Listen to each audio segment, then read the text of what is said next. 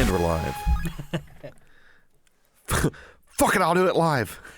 That Bingo Bango Bongo from I say from Fallout 3, but obviously it was a song before that. Yeah. You know, it didn't come to fame from Fallout 3 50 years later. It was a song by the Andrew Sisters. I think it's the name of the band. Oh, really?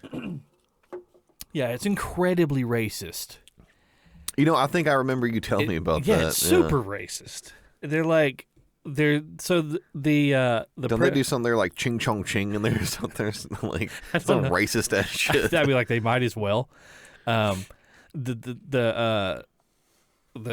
song is about a guy who goes to, he's a missionary. Yeah. And he goes to a tribe in Africa. Oh God. To preach the word. And he's showing them, the name of the song is called Civilization by the Andrew Sisters.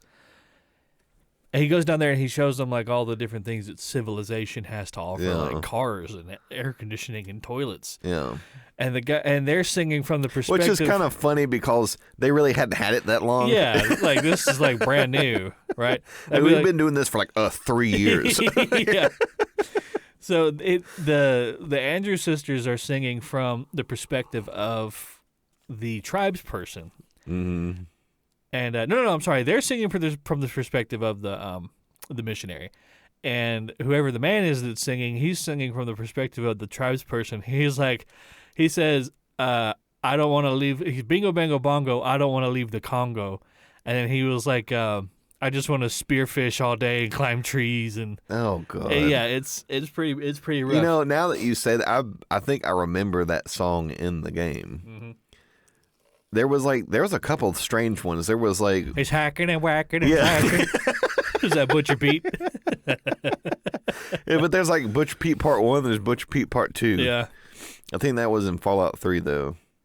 Yeah, that was Fallout 3. And then of course Fallout New Vegas had like Johnny Cash. I don't know if it had Johnny Cash, but it had Elvis, didn't it? It may have had it. Well, there was Elvis impersonators in Yeah. New Vegas. That game was such a buggy mess. It was a buggy mess, but it became my favorite Fallout. Like I like it more than I like 3. I remember I played like 3/4 of the game all the way through, and then it like just the file got corrupted or something. I don't know. Yeah. That's because it's a Bethesda game. Yeah, so it's like, you know, it'd be like if Ford was making like all the same like trucks and cars that they are now, but they were still using like the T1 chassis.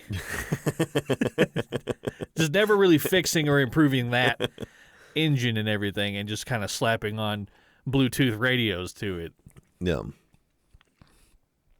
But yeah, it was fun. Like, we still got our 2-cylinder.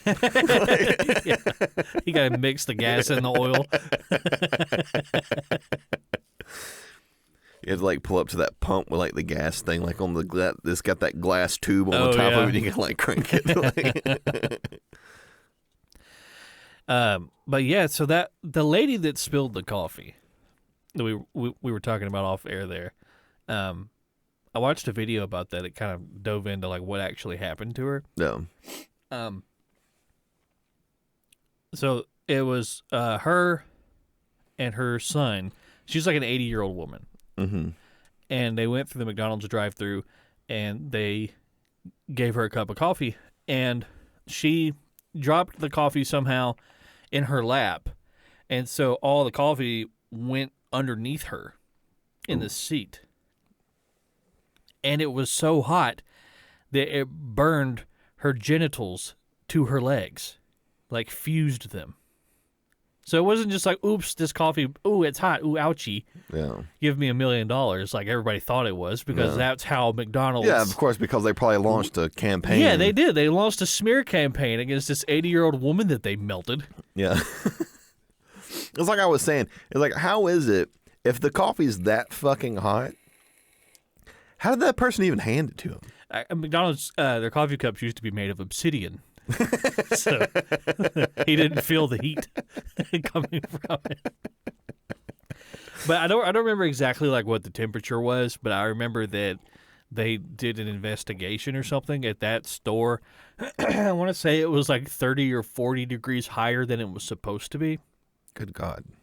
So that thing was probably like a pressure cooker sitting there, Yeah. just with all that heat in it. And if it had exploded, it would have melted everybody standing around it. Yeah. It would have been like that. Everybody has been like a T-shirt from a Megadeth concert. Everybody would have been like that scene from Raiders of the Lost Ark, where they open up the Ark of the Covenant, everybody melts. Where all their skin peels back. Yeah, eyeballs liquefy. Yeah, so they took McDonald's to court, but all they were going for was for McDonald's to pay for her medical bills. Mm-hmm. Which I say all, but I'm sure it was quite a bit. Quite a bit. But they gave her like $100. Yeah, and like a coupon for an egg McMuffin. Yeah. It was like There's like meh. Yeah, it was so hand wavy. They're just like whatever, like who gives a fucking old lady, whatever. Yeah. And then like it ended up getting national attention. And she did end up getting quite a sum of money. But I mean, that she was still horribly disfigured Yeah. by one cup of coffee at 80 years old. Yeah. Can you imagine going your whole life, 80 fucking years, and a cup of coffee. And a cup of coffee just puts the capstone on the whole thing by melting your vagina. I mean, I guess it's better than being like 20 and having a cup of coffee fuck you up for the rest of your life. Yeah, that's true. You got much longer to live with Yeah. it. There was a story in the local news. You might have read about this. In one of the more affluent neighborhoods in our area, there was an 80-year-old man and his 79-year-old wife. Yeah, I saw that. And they were married for 55 years, and he shot and killed her. Yeah, shot her in the head. Yeah. 55 years. So I guess that's the max amount of bitching a man can take is 55 years. Just kidding. I had like gone into the comments section because I was like, well, what in the fuck happened here? Yeah. And so they were like, of course, everybody was like giving their 2 cents, their take on it. Oh yeah. They've been sleuthing around. Yeah. So, and then one person was like, oh, she like had like terminal breast cancer and all this shit, and she asked him to shoot her or something like that. And then other people were like, she was cheating on him. Yeah, at 79. Yeah, at 79. Yeah, okay.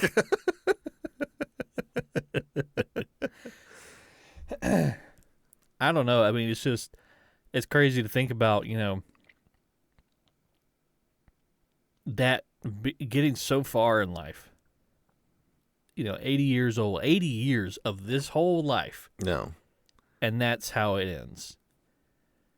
The funny thing is I remember when we were growing up, I remember inside the church that we used to go to, if I'm not mistaken, there was a couple that were like in their 80s and they divorced. That's crazy. Like, I guess like they just had enough of each other.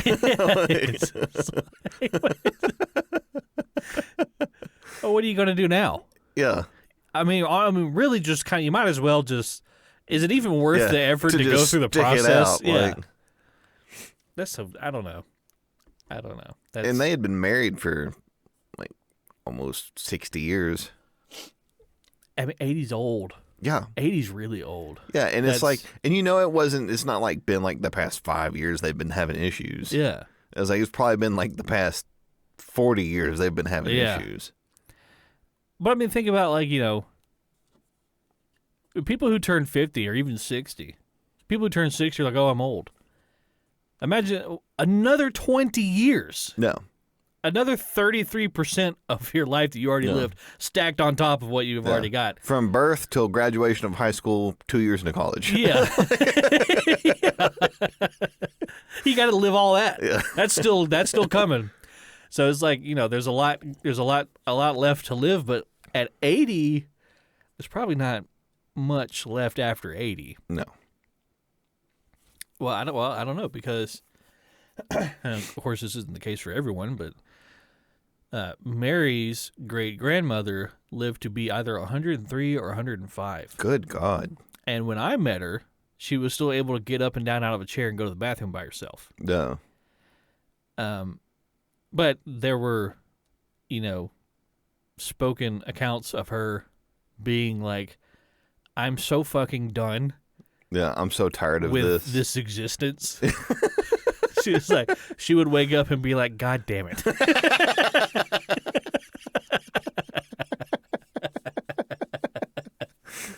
Well, that's different than like being depressed, Yeah. It's just like Everything hurts. Nothing works right. it's just like, how much longer is this going to go on?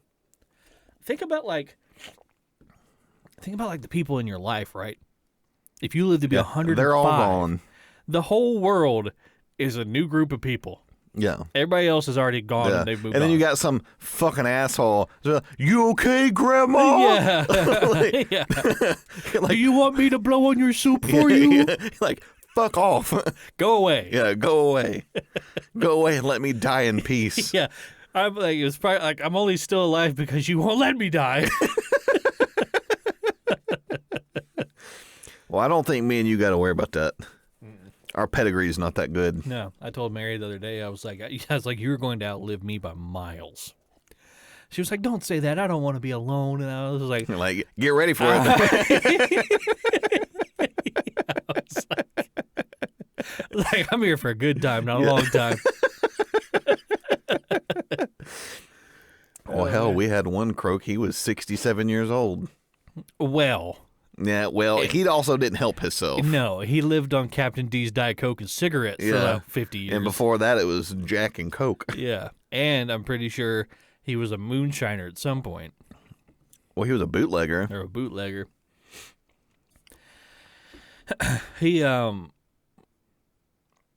did 67. Mm-hmm. Yeah, that's young to die at from, I guess natural causes. Well, I remember when he passed away, and somebody asked me, they're like, "Oh, what did he pass away from?" I'm like, "Well, let me pull up my list here. Heart disease, lung cancer, lymphoma." It's like went down the list, and they're like, "Oh." It was like rattled off like six things. He was the epitome of here for a good time, not a long time. Yeah, and didn't give a fuck what you thought. Not a single fuck, not even the smallest hint of a fuck. He was so funny. He was just him, unapologetically him. It was kind of admirable. Yeah. Yeah, I don't know if I feel like if I ever get to the point where I've lived so long that I can't take care of myself, that's when I should probably go. Yeah, The moment that I become a burden to everyone around me, I'm like, okay, take me to Sweden, let me eat the chocolate, and we'll be done. Yeah. We'll be done with this whole You thing. can go to fucking Oregon now. I think they do it out there too. Really? Mm-hmm. I didn't know that.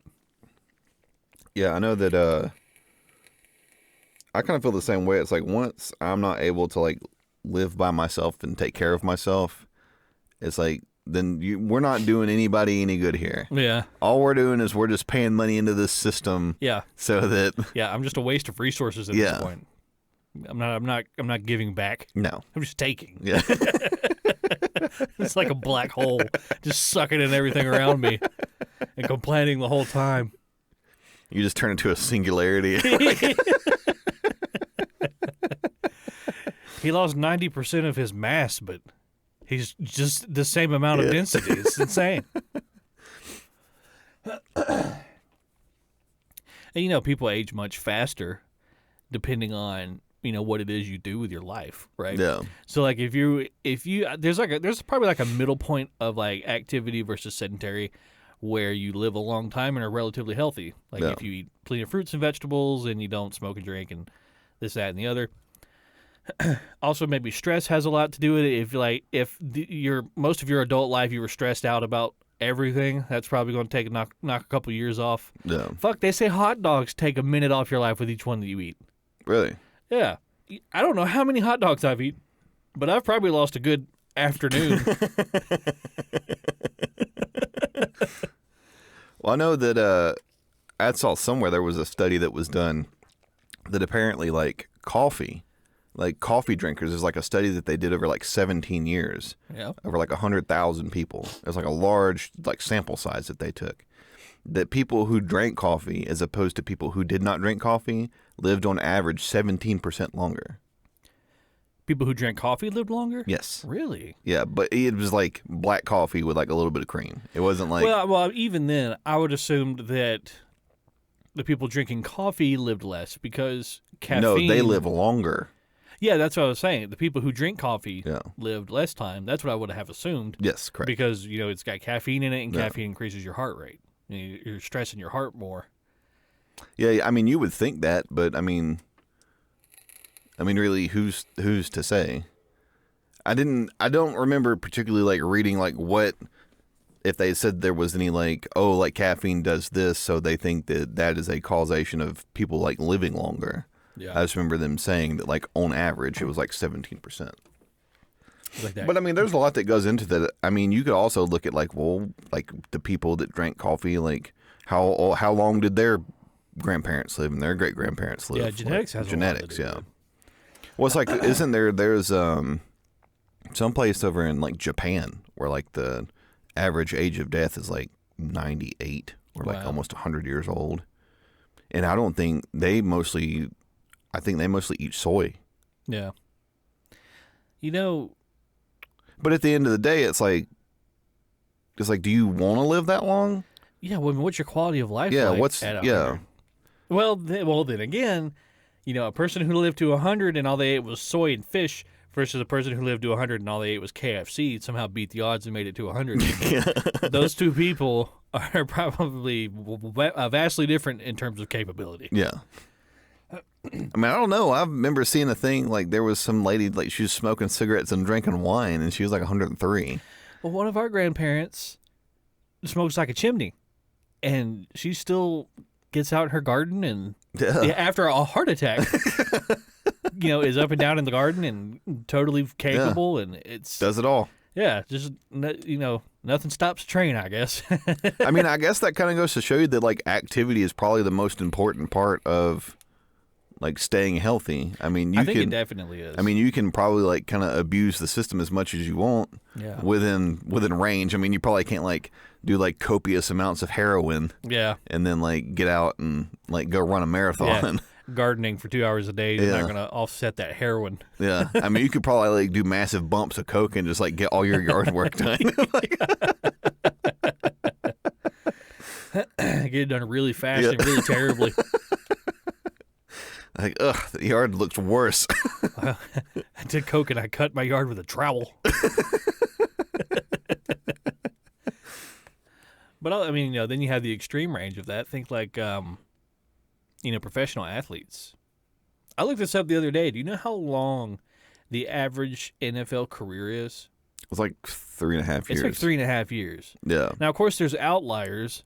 Well, you're talking about the best of the best, which is the people that you mostly concentrate on. Like you see people like Tom Brady, who's played until he's playing again this year. He's like going to be 46. What is that, like 14, 15 seasons, something like that? 23, 24 seasons. That's crazy. Well, he's just an anomaly. Yeah. Like, and everybody's like, they're like, well, everybody can do that. It's like, no, they can't. It's like, yeah, you're probably going to see like careers for like the best of the best kind of get extended at certain positions. Is like, well, also too, the way that he plays is like he's not out looking for contact. Yeah, like, he's standing there trying to throw it. He gets rid of the ball, and I think it was like it's like 1.37 seconds or something like that. So like he's not even giving people enough time to hit him. Yeah. Yeah, there's a lot to consider. There's a lot. So if you and he does put a lot of time into like rehabilitation, prehabilitation, like making sure that like he's limber enough to like get out there and do what he needs to do. Like rip a tendon and exactly all that. You throw, so each team has one quarterback, but how many linemen? Yeah, exactly. You know what I mean? Yeah, and it's not like the linemen aren't getting away from like contact on every play. It's like, no, that's your job is contact. You and your 400-pound body, you're gonna smash into this other 400-pound guy.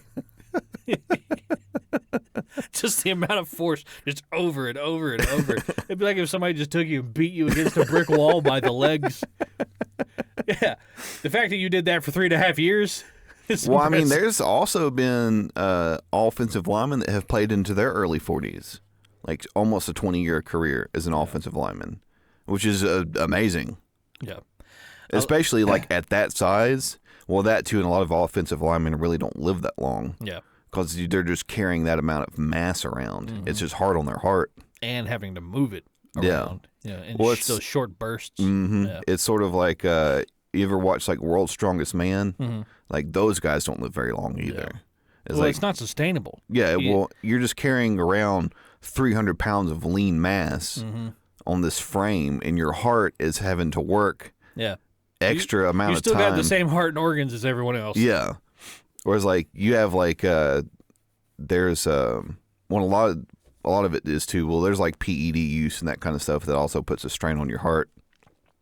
And then I remember there was one guy that he was like using it's like D-ball and some different like androgens and that kind of stuff you kind of have to get to that kind of strength range where your overhead press is almost 600 pounds. Yeah. Like it's just not humanly. Just to be on the equal playing field as your peers because they're all doing the same thing. Exactly. Yeah. I mean, that's not to say, I mean, I'm sure that there's probably like outliers that are like, you're just built to do it. Like you don't have to really do anything extra. Yeah. Like this is what you were meant to do. Yeah. It's sort of like we were talking about like with Michael Phelps. Mm-hmm. Like he was built to swim. His physiology. Yeah. Yeah, he doesn't really have to take anything. Yeah, he couldn't be a runner. No. He's like not aerodynamic in the least. Just all that wind resistance on his 5 foot wide chest. But I remember there was a dude, his name was William Perry, who I remember it was like the first time I ever saw like World's Strongest Man. And the dude had the largest fucking traps I've ever seen in my life. Yeah. And they had it was an event called the some type of like fingers or something like that, and it's like these long like metal poles, and they pick them up, and then you have to like walk it up and tip it over. Yeah. And he just like smashed everybody. And like the next year, I was like, "Where's that dude at with the big ass fucking traps?" And they were like, "Oh yeah, he's dead." He's dead. I was like, "Oh fuck." He was redlining his RPMs for the past 15 years. Yeah, and he was also like addicted to cocaine. That'll do it. His heart was just working overtime. So it was like within a year, his heart had like beat as many times as somebody who probably lived to like 60 years old. Yeah, his heart just said, "You know what? We're done. No more." It's like who's it? Is it Brian Shaw? Is the Yeah, he's like a 3-time World's Strongest Man. Something like that. I think he's a massive human being. Yeah, he's like 6'9", like 450 pounds. Yeah, he's very thick. He's a thick boy. He's thick. He's the thick boy. Yeah. He was. I think I watched a video of him doing a deadlift or something like the world record deadlift or something like that, and he struggled to get it up, and he finally got it up, and he held it for a long time, and he even managed to kind of showboat a little bit. He's screaming at the crowd, and then he drops it, and then just blood just pours out of his nose, and like they have to take him into the back, and he's like laying there, he's completely flush. Oh no, you're talking about Eddie Hall. Eddie Hall, that's it. Yeah. It was like 1,050 pounds. Yeah. It's like 500 kilograms. Yeah. It's fine. You know how much weight that is? I can't actually, like, you're saying it to me, but I can't, like, at that point, if I tried to lift 1,000 pounds, it would feel the same as if I tried to lift 500 pounds. Yeah. You know what I mean? Like, it's just not going to make a difference. It's not moving. Like, I remember I did one powerlifting competition when I was younger, and I think I ended up deadlifting like 685. Yeah. Like, that's another 400. This is almost another 500 pounds. Yeah, they're like doing that. It's basically doing that twice. Yeah, it's like.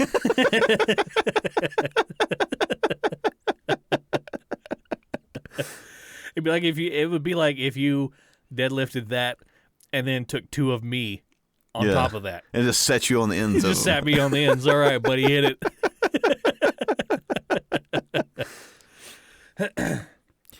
But yeah, I remember there was that one, and then there was another one where there's a company called Rogue, and they make like a lot of like fitness equipment, like bars and that kind of stuff.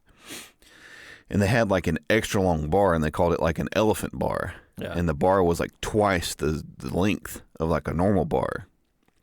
And I think they loaded it up with like over 1,000 pounds. Yeah. Right. But the way that, since the bar was so long, like one of the ways that, like the way that you really do the deadlift is you don't just start yanking on it. Like what they do, they call like taking the slack out of the bar.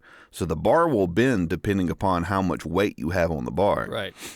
Before you actually start start moving the bar. Yeah. So you'll see dudes like they'll go down and grab it and they'll kind of like lean back and you'll see the bar start to bend. So that way you're not just like yanking on it and the bar catches and they like got to pull it up, right? So you already want to put tension on the bar. And so, but with this one, it was so fucking long. It had a further way to go. Yeah, so they were like pulling, and then like it was almost like halfway up the shin. Yeah. Or, the bar's already halfway up the shin, depending upon some of these guys. Some of the guys, it's at fucking ankle height because they're so fucking tall. But, I mean, they were pulling it almost up to like knee height before the slack had come out of the bar. Yeah. And then they pull on it, and the weights are like barely coming up off the ground. Yeah. Because the bar is so fucking long. And, this thing isn't like a piece of like, it's not like a pool noodle. It's a steel bar. It's a steel bar. So it's not like they're just, lifting it up. It's they're having to pull on this thing and bend it. Yeah. Before they even get to the weight. Yeah. Yeah. I don't know. That kind of stuff fascinates me because I've always been fascinated with like strength sports. Well, it's interesting because it's like, what is the human limit? You know what I mean? Yeah. Like, they're not operating at anything that's sustainable. Of course, they're completely. They're looking for peak performance in a period of time. Yeah, in a very small window. Yeah. Once you get past a certain age and you've been doing that, you're not going to get back to what you were doing. The funny thing about strength too is strength isn't like speed or anything like that. Strength, you can actually continue to get stronger into your 40s. Yeah. Like your peak strength, I think your window for peak strength doesn't happen until you're like 37 to like 42. Yeah. Well, strength is entirely dependent on your muscle mass. Yeah. You have more muscle mass. Yeah, because the larger a muscle, the more potential it has to be a stronger muscle. Yeah. Me and you were kind of going down a rabbit hole the other day watching people get hurt.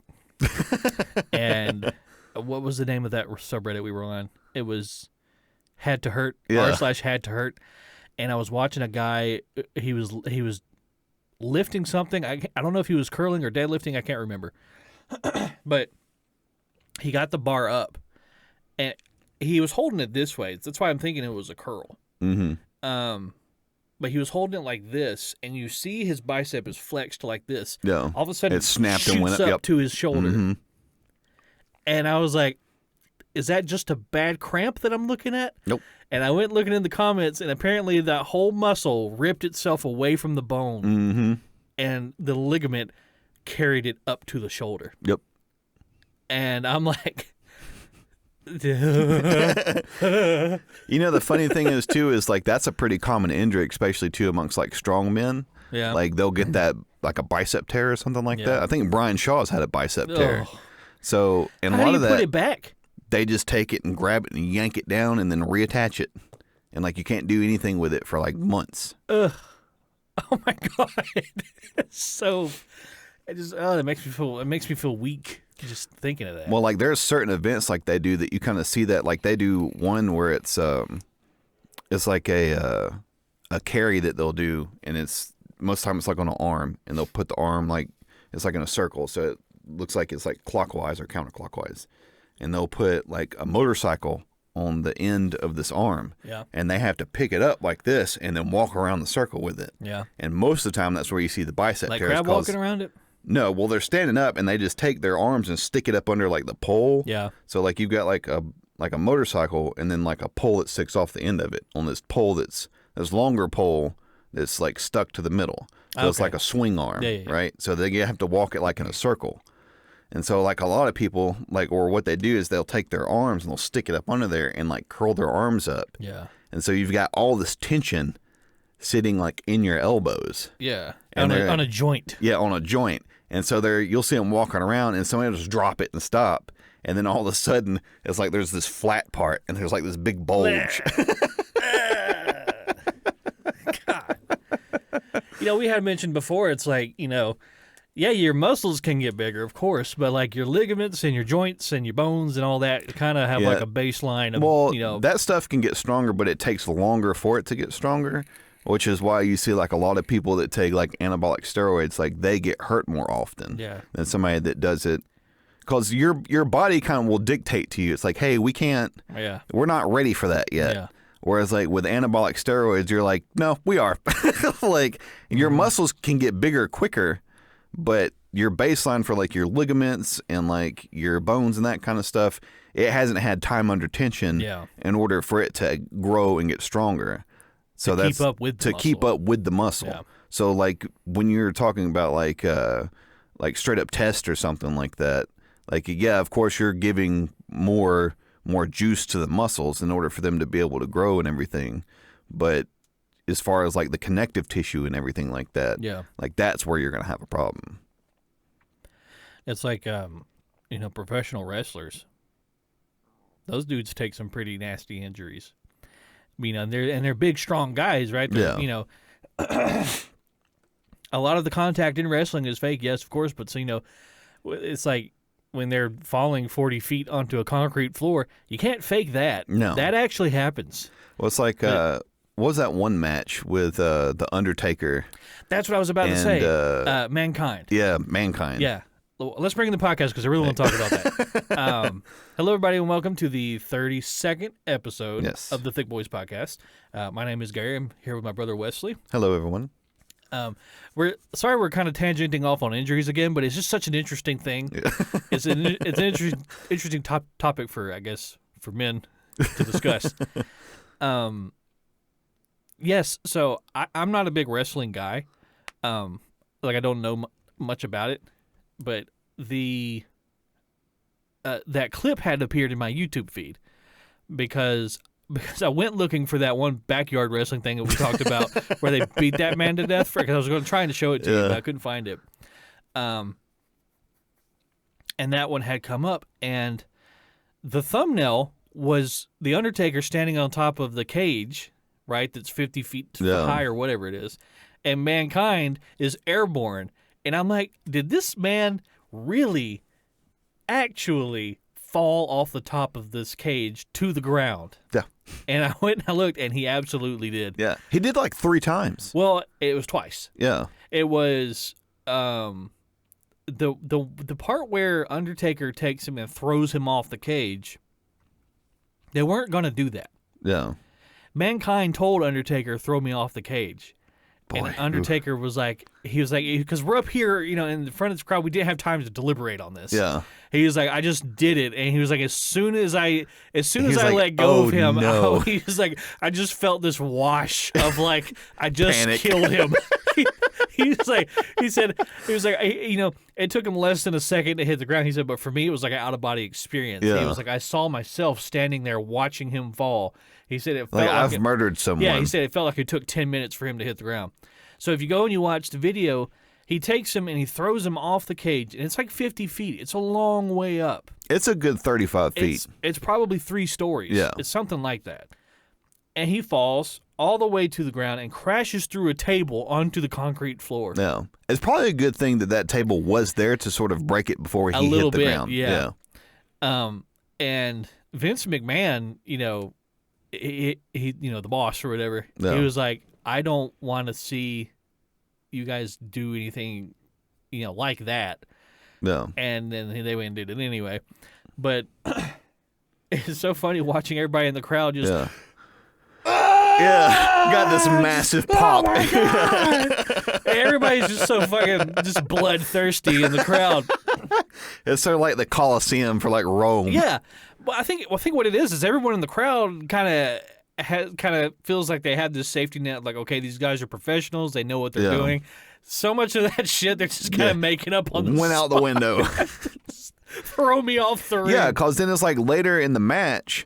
He takes, because they've got, if I'm not mistaken, I think this might be the same match because I've watched that match before. Yeah. Just because it's iconic. Yeah. And so, later in the match, there's all these tacks, in the ring. Yeah. And he takes and power bombs him through the top of the cage. Yeah.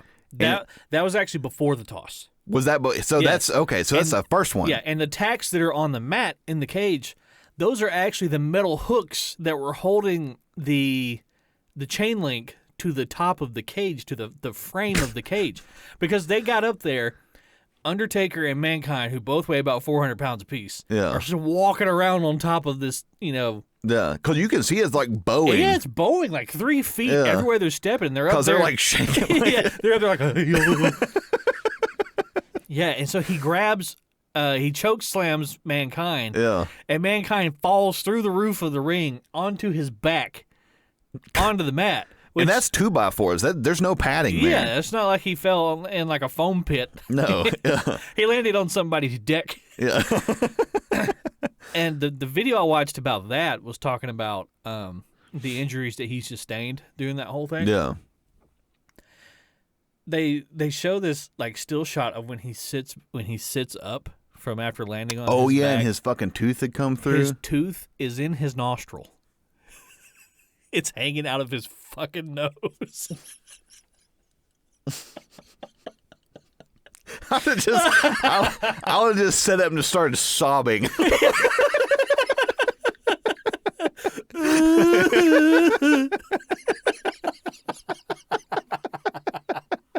And just like just walked off. It was one of the most bizarre things I've ever seen because like the guy making the video on YouTube, he pointed it out. He was like, that thing in his nostril is his tooth. And it was like, I think he quit shortly after that because his wife was like, please, for the love of fuck. Yeah, you have to stop this. Yeah. You can't be. He was just an adrenaline junkie. Yeah, is what it was. You can't do that shit for another 10 years. No, you can't do that for another 4 years. If you're going to be doing that kind of shit. And the thing about Mankind is, Mankind and the Undertaker are two totally differently built people. Yeah, Mankind was just this big fat guy. Yeah, that wrestled. Yeah, and like Undertaker. Big boy. Undertaker is like this massive dude. He's like 6'11". Mm-hmm. And, like, he's not a small guy. He's mostly muscle. Yeah. So that's why he was able to pick up Mankind and choke slam him through a fucking chain link fence. But he had gotten, like, several concussions and, like, I think he shattered a rib. Yeah. Or something like that. And then later on got back up on top of the thing. Do it. And then got tossed off of it. Do it again. You're only killing a man. Yeah, I remember there was that one, and then there was like another, that was WWE or WWF back in the day, before they got in all the trouble with the World Wildlife Federation or Foundation or whatever it is. What, over their acronym? Yeah, because it was World Wrestling Federation and then World Wildlife Foundation. And, and the World Wildlife Foundation was like, you can't use this acronym anymore. Yeah. And so they just changed it to WWE. And then, so there was that one. And then there was also another one that was a little less well known. It was called ECW, which was like Extreme Championship Wrestling or something like that. And that one, like, they did wild shit. Like, they were like taking like barbed wire wrapped bats and like hitting each other with them. Yeah. And like they were the ones that chewing were like on fluorescent light bulbs. They were like hitting each other with the fluorescent light bulbs and like cutting each other open and all that kind of shit. And there was there's a still photo somewhere. And in this one, it was the ring was in the middle. It was a much smaller like area that they were wrestling in. There's like the ring in the middle, and then around the top was like a balcony section. Yeah. And somehow or another, this wrestler got up in the balcony section and jumped off the balcony and like into the ring. It was like a good 20 feet down. And like there's like a still shot of this person like in the air. Like spread eagle? Yeah, spread eagle. And so, and the thing about it is like once he's committed to that, not only is he committed to that, but the person in the ring is also committed to that. Because like you can't just like sidestep. Nope. So, like, the person in the ring also has to, like, catch him and break his fall. A professional wrestler who probably weighs 300 pounds or something past that. Yeah. I wonder if there's ever a moment, like, first of all, I don't trust anybody that much. No. And Was there ever a moment where he jumped off that balcony almost immediately while he's midair? Was he like, this was a mistake? I think probably as soon as he jumped. Yeah, but you have to sell it the whole way through, right? Because if he jumps off and he goes, like this, everyone in the crowd's going to be like, oh, what a pussy. See, my biggest fear would have been like, I would have pushed and my foot would have slipped. And I would I just like jumping off into the crowd. Yeah. And all those bloodthirsty fans that probably would have started kicking and punching beat the shit out of you. Yeah, because like stuff like that is always like amazing to me, because it's like, yeah, it is fake, but that stuff's not fake. Like the whole like taking the bumps and like all these like massive like the injuries are injuries, real. Yeah, because I mean, like you got stuff like that, and then you have stuff like Sid Vicious, who jumped off the top turnbuckle and snapped his leg, and his foot was flopping around in his boot, like he had another knee. Yeah, it was bad. There was that one, and there was another one. The Sid Vicious one is worse than that one that I sent you, where the dude jumps and he hyperextends his knee because Sid Vicious, his shin broke. Yeah. Like, that dude's knee hyperextended. Of course, that's bad, but, like, you know, I feel like that would be easier to recover from the fucking extra knee. He had, like, ostrich knee. He did. That was one of the worst hyperextensions I've ever seen. The funniest part about that whole video is, like, the dude he's wrestling is just on the other side of the ring. With his hands on his hips. Like, well, I'll be damned. He's like just looking at him. He's like, well, I guess the match is not going to go on anymore. To me, the funniest thing is the fact that the dude was standing up on the turnbuckle buckle. He's like hyping up the crowd, like, yeah, watch this. Ah! But when we kept sending stuff to each other yesterday of people getting hurt. That dude who tried to jump off that boat to the other boat and he fell onto like a fence post, like a very skinny. It was onto another boat. Was it onto another boat? It was onto another boat that had like the it was like a post that was sticking up. It had like ropes coming out. They had like the safety, like type, the safety ropes on the side. The dude jumps off the boat, and so there must have been 3 boats in total, because he jumps off one boat to try to get to the and then other slips. one, but he slips and falls to the boat to the side. They're all very close to one another, and he falls and he tries to catch himself on this like safety railing that's made of like, you know, the thin. Okay, so I say like this thin post. The thing's probably about 3 feet high and about 1 inch round in diameter. Maybe less. It's very skinny. Probably a half inch. Half inch. But he falls, and his armpit lands on the top of that post, and it impales him through the armpit. About a good, I don't know, 3-4 inches. It's in there. Yeah, it's in there.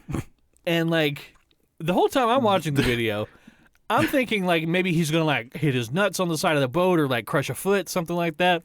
So when the camera pans over and he looks at his armpit and that post is stuck in there. You just see panic on his face. He makes his face like, ooh, ooh. Yeah, and then all you hear all the women screaming once they figure it out. Oh my gosh. Like that was one of the worst things I've ever seen. There's no blood. Because, Not yet, because he's currently impaled by the fence post. But impalements are things that really freaks I can't, me out. You know what I mean? I can't do things through people. Yeah, like those ER shows, you know? Yeah. There was one a while back where these 2 like Vietnamese dudes were on a motorcycle and they crashed into a flatbed truck that was carrying some rebar. And it went through both of them. It went through the front guy and out the back guy. And like they had to cut them. They were loose. like kebabbed. They had to like cut them loose from the rebar and bring them in together and figure out, okay, how are we going to get this rebar out of these people without them bleeding to death immediately after it comes out? Because that's the only thing keeping you alive at that point. Yeah. Because the blood doesn't have anywhere to go. Yeah. You pull the rebar out and you just leak to death. It's like if you have a styrofoam cup and you stick your finger through the bottom and it doesn't leak, but you pull it out comes all the... Yeah, I can't do impalements. Yeah. That I remember when I saw it, I was like, oh, it just like... It's like set your phone down. Put the phone down. Yeah, Speaking of Reddit videos, let's get into Super Cringe Thursday. Oh yeah, we got 2 of them we got to cover. Yeah, we've got 2 of them. Yeah, sorry for missing last week's upload. I had Well, we had some scheduling. We had some scheduling stuff. I had to get up early and go to Cartersville and get a deep freeze that we had bought. Oh, very nice. Because I'm gonna, kind of put meat and things in it so that we're prepared. You want to know what I have in my deep freezer? What's it? Freeze pops. Oh, nice. So we're prepared for summer at least. We might not have any protein for sustenance, but Yeah. Well, at least we can have green or blue. All right, so which one do we need? You want to get into the first one, the Ugandan oh yeah, panel on gay sex? That's such a classic video. It is, and the reason that it's cringe is because just the amount of misinformation that's being spread to all these people. Yeah. And so it's too with the amount of misinformation, with the amount of conviction that he conveys it with. just the complete surety. Yeah. He's the whole time he's like, now I have done my research. He's like, they do something called anal leaking, where the one man he licks the other man's anus like ice cream. He's like, and then they do something else called anal feasting, and he was like, they stick their hand all the way into the other man's anus, and it is so painful that they have to take drugs, and they enjoy it. And then he says, if there are any children in the room, please leave. That's the best part. The best part. After he said all that about licking anuses like ice cream and anal fisting, now the kids have to leave. You know, some of the best internet videos have come from like Ugandan TV, like Ugandan movies. Ugandan movie. Did you see all the ones I sent yes, you? I fucking love those because it's so creative. You see the one where there's like that helicopter that flew by? It was like a it was like a cutout. It like flew by, and then like Big Ben snapped it.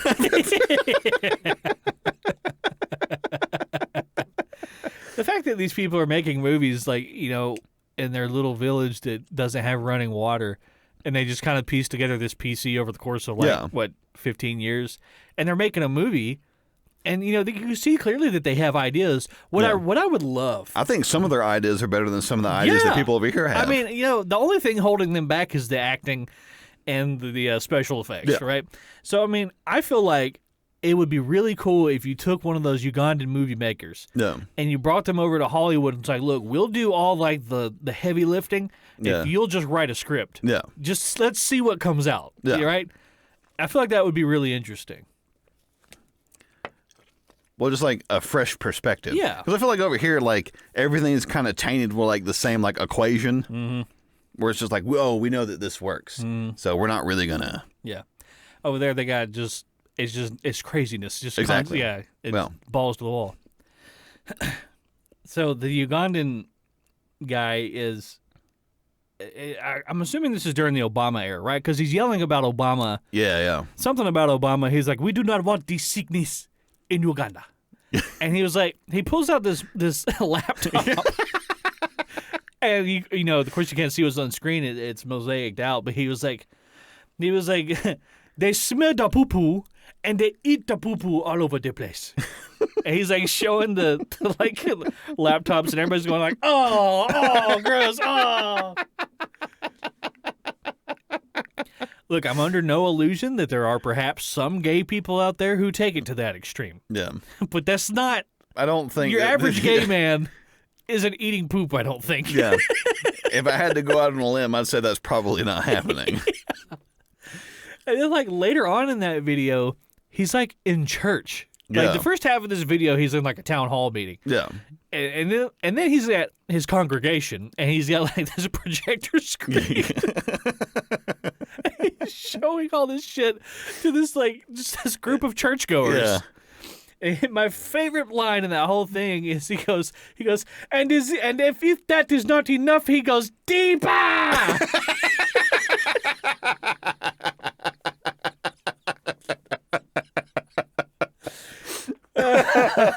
Oh, good. It's all the pantomiming that really gets me.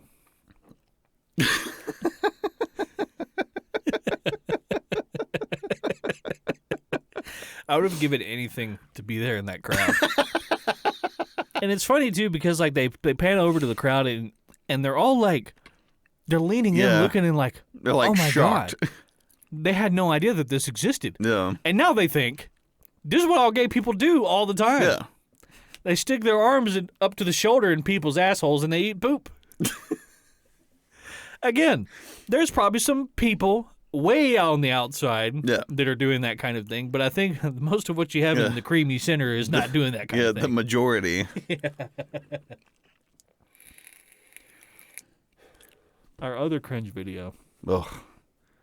is cringe for a much different reason. Yeah, it's those you can't really compare the two because there's like a spectrum of cringe. Yeah, it is. And the first one's I'd say it's more like it's like a circle. There's a lot of quadrants. You have cringe that's like it's like a political compass. Cringy for like a very meta reason. Yeah. Cringe that's just like quintessentially cringy. Yeah. And then cringe that's just cringy because like just seeing it happen is the sad thing. Yeah. It's sad that happened. But it's not sad because it's depressing. It's sad because it's cringy. Yeah. You know? There's a lot going on there. Cringe encompasses a lot. But this one is this mother and her child, and they're trying to have some fun. Have some good family moment. You know, Dad comes home, let's prank Dad. Yeah. And they're gonna silly string him and hit him with a water balloon. Which, if we're being honest, it takes a very specific person for that to happen to and be like, aha, you got me. Yeah. Right? Because nobody wants to just suddenly be wet Yeah. as soon as they walk through the door. So the husband walks in the door, and she sprays him with the silly string. And there's just there's no reaction. He just stands there and takes it. And there's nobody saying anything. And It's quiet the whole time. It's dead quiet in the house. The only thing that you hear is like that window unit running. And she's spraying him, and she's spraying him, and she's spraying him, and he just stops. And he just drops his motorcycle helmet, and then the little boy walks over and hits him with the water balloon.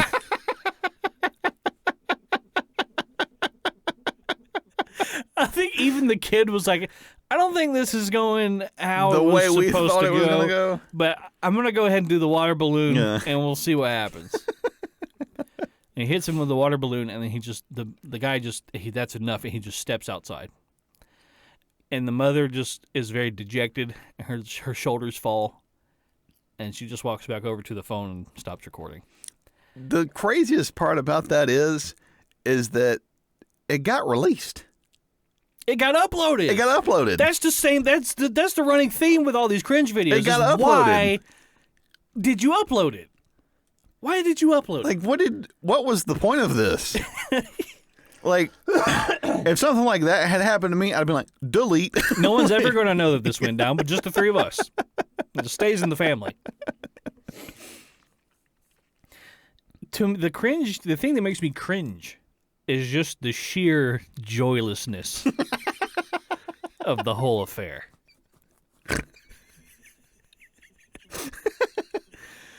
You know, because you can tell, like, maybe he had a bad day at work. Yeah. And he was very downtrodden. He probably just wanted to come home and sit on the couch and just be left alone. But then he got attacked by a couple of clowns as soon as he walked through the door.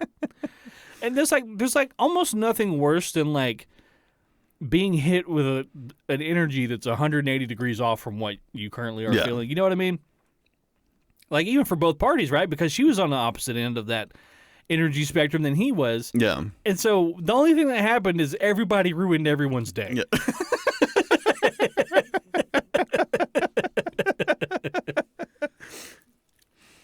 Yeah, because, like, he walks in, and, like, from the moment he walks in, you can feel, like, the energy's off. Mm-hmm. The vibes are off. The vibes are off. Yeah. And she just goes with it anyway. Like, She just full sprays him with bore. a silly string for so long. For so, like, long enough to be like, okay. Yeah. Like, this isn't going as planned. And the crazy part about it is he, like, turns to, like, he like turns. He turns away from the He turns silly away and looks away from the silly string, and she stops, and then she sprays him in the face.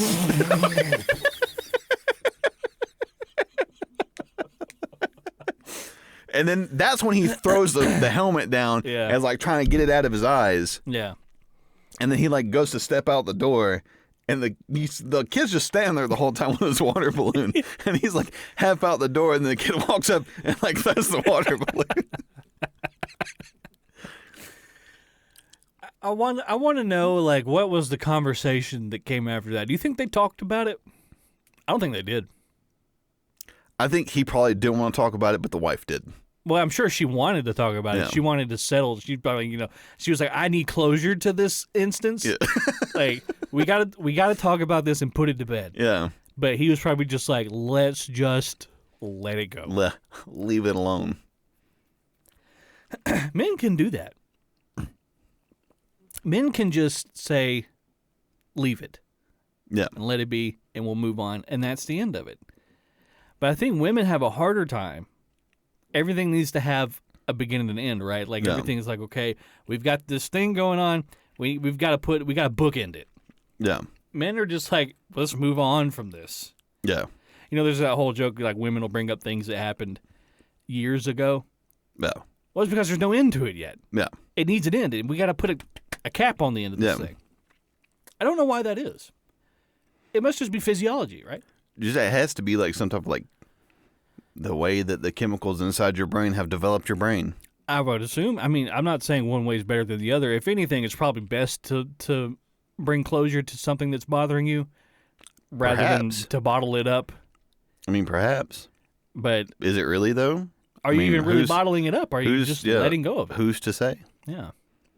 I mean, but if you continue to talk about it, you're not really letting it die. Maybe that's what it is with men. It's like the more we talk about it, the more of a presence it has. Yeah, it just kind of festers. Yeah, it's still here when we're talking about it. When we're not talking about it, it's not here. Yeah. Well, I mean, and this is a little bit off topic, but I had saw something or heard something the other day that I thought was really interesting. Is that on average, that women have 10% more gray matter. 10%? 10% more gray matter than men do. And men, on average, have like 6% more neurological receptors than women do. Which is fascinating, right? Yeah. That there's like that extreme of a difference between those two things. Because you would think with more gray matter, you would have more neurological receptors. Yeah. But it's not the case. So when it comes down to... it just kind of goes to show you, like, we really know nothing about, like, the body. Well, also men and women are, biologically speaking, just so extremely different from one another. And just beyond, like, genitals, right? Just, like, hormones and, like, your brain chemistry and, like, even your organs are somewhat different. And it's really kind of fascinating that it's just dictated by, like, one chromosome. Yeah. Seemingly like by chance, right? By that one chromosome. And men are technically a mutation. Because every fetus starts out with two... As a female. Yeah. As an X chromosome. Like, I think your ovaries become your testicles, and, like, your labia actually grow into a scrotum, right? That's why you have that seam. That's where your seam. Yeah, I mean that's where your vagina lips screw together. Your penis is essentially the clit. Yeah, it's just their urethra grew through it. Yeah. It's so like it's crazy. It's like, I really want to understand the mechanics of it all. No. But in a way that I can ingest. Yeah. Because I'm not going to read like a scientific paper. Yeah. Well, I really don't think that they even really understand either. They're just taking guesses. It's kind of like what we talked about before, right? Like we know what happens. Yeah. But we don't know why. Yeah. You know what I mean? Like we understand. Well, I mean, isn't that pretty much all of science? It's just like it's like an instruction manual. Yeah. It's like, here's how you built the bike. Yeah. It's like, well, why is the bike built that way? I don't know. This is how you do it. Yeah.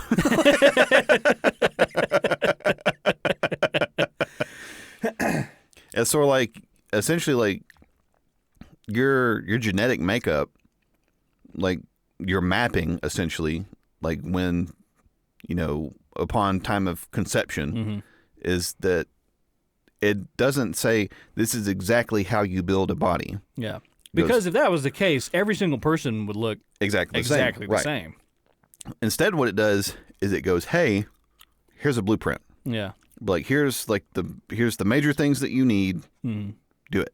And then so essentially, like you have all these genetic mutations, or you have like all these differences in people. Yeah. That's essentially where it comes from. Is like because it's not saying here you need the femur to be this long, and you need to have the main artery be this long and carry this much blood, and it needs to be this diameter. It's just like, hey, we need this here. This has to do this. Yeah. Like whether or not it does it well is totally up to you. Yeah. Be creative. Use your imagination. I mean, it's like think about like a male and a female parent, conceive a child. Think of that as like a company, right? Say you got like 10 different companies. Each company represents a pairing of a male and a female, and you give them a blueprint. And it's really just kind of like, here's what the thing needs to be able to do. It's up to you. Whatever it happens to look like, it's whatever it happens to look like. Those 10 companies would make 10 different looking products that all do the same thing, right? Think about like cars. It's sort of the same thing with people, right? So the genetics or the ideas, from two completely different, genetically unique organisms mix, and then something completely unique comes out of that. Yep. That's why I don't think there will ever be this point where humanity all looks exactly the same. Yeah. It's just it's so mixed and homogenous, and there's so many different things mixed in together that every time whatever comes out is going to be totally unique. But it's interesting that coming from, like, if you follow like evolutionary science, is that everything came from like single-celled organisms. Like, well, how is it that you have so much diversity when essentially what you're saying is that at the very beginning, like, everything came from a single-celled organism? Like, how is it that over billions and trillions of years, like, this mutation has happened? Whereas, like, you would think with a single-celled organism, a single fucking cell, like, it does the same fucking thing. What can come of that? What can come of that? How can that change? Like this amoeba or whatever. Yeah. I was like, and then you have like all this diverse, like, range of people. Yeah. Even beyond that, just diverse range of species too, because like, everything used to live in the ocean. However many thousands, there was no land. Thousands of years, ago. Well, and then even when there was land, it wasn't habitable. Yeah, it was just lava rock. It was just lava rock, and there wasn't like things making oxygen. All of a sudden, there was, which is fascinating. There was phytoplankton that was able to oxygenate the air. That just kind of came out of nowhere. Yeah, and then some fish was like, "I'm done with this. I'm going out there." Mm-hmm. And then it got, there was a fish that was able to go out on land a little bit, and then come back. But the only reason he even went out and landed in the first place is because there was vegetation out there. Yeah. He said, I can eat that. And he goes out there and he eats it, comes back. And finally he was like, you know what if I just stayed out there? Yeah. And then that spawns all these different things. And it's very interesting to see the change from what it all used to be, like this goop, the primordial ooze, right? And then now it's just so many different things. Yeah. From humans to bats. Yeah, dogs, cats, bugs. Yeah. I mean, tardigrades. First of all, it's fascinating that, like, if you take it in consideration, maybe the Big Bang Theory is correct. Like, who's to say? We don't know. So, and there's a lot of evidence supporting it, but I don't know. Did it happen the exact way that they say that it happens? I mean, how can you even really know? How can you even say for sure without seeing it? Right? Exactly. You're kind of leaving a lot of things up to chance. Like when they say, like, "Oh, the Big Bang happened," it's like, well, how did it happen? I don't know. It just happened. Yeah. It's like, well, that's not a good enough answer for me. It's like everything that ever existed, right? Because if we're looking at this, like, energy can never be on the head of destroyed. It all was a singularity. It was all so super dense in this one point that finally it just exploded and everything's here. Yeah. Or everything's spread out. It was like, but why? Yeah. And then where did all that come from? Yeah. What was there before that? Yeah, what was there before that? Yeah. And it was like, you had mentioned before, it's like they know that the universe is expanding, but expanding into what? In order for it to get bigger, it has to go somewhere. Yeah, it has to go somewhere. Yeah. Well, you can't just create more space. And what's really weird is it's expanding non-uniformly. Mm-hmm. So like there's space in between the Milky Way and the one that's closest Andromeda? to us. Andromeda is getting it's increasing. The space is increasing between them. However, they're getting closer together. What? Yeah. Well, I mean, it was sort of like, you ever seen the I think it might have been like a YouTube video or something where the guy was like explaining the way that like space works and like gravity. Mm-hmm. And he like has like all these different like pool balls that are sitting on like on a, I guess it's like a like the bed sheet or whatever, yeah, right? Yeah. And he drops the bowling ball in the middle of it, and everything gets pulled into the middle. Well, it's like, how do you? Essentially, what you're saying the reverse opposite of that. Yeah. Is like, instead of dropping a bowling ball into it, you're stretching the blanket even further. Mm-hmm. So you're creating more blanket. Yeah. Out of nothing.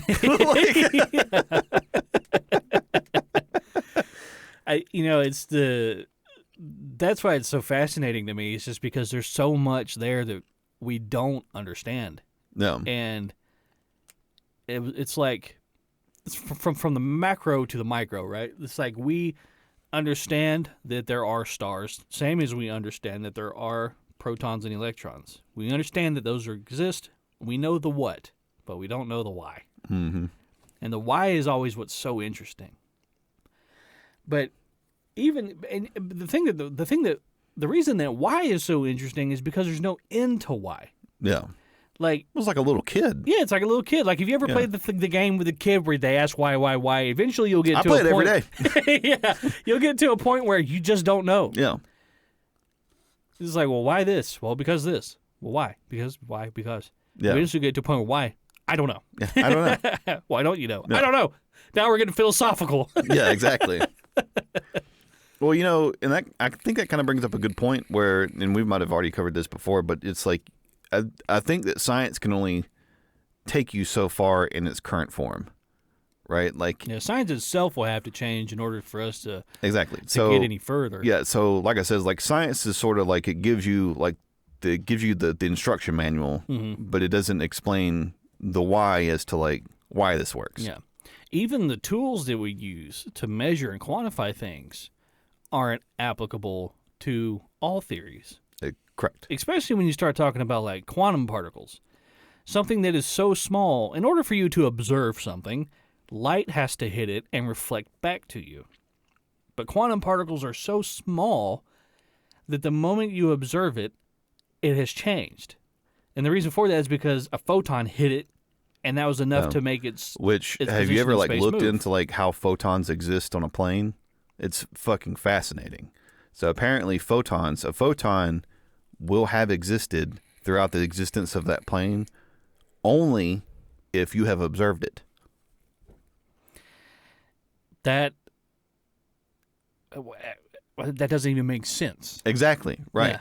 It just goes to show you, like, there's things about the universe that you can measure them, but it doesn't make any sense when you talk about it. Yeah. You can't, our understanding of reality is not applicable to everything that exists, to the whole of reality. Exactly. Because, it might just be because we've only ever experienced this reality here. Even the way that that life works on our planet. So you've heard like carbon-based life form before. That's, everything here that lives is a carbon-based life form. Like, we're mostly carbon. We're a lot of carbon. Mm-hmm.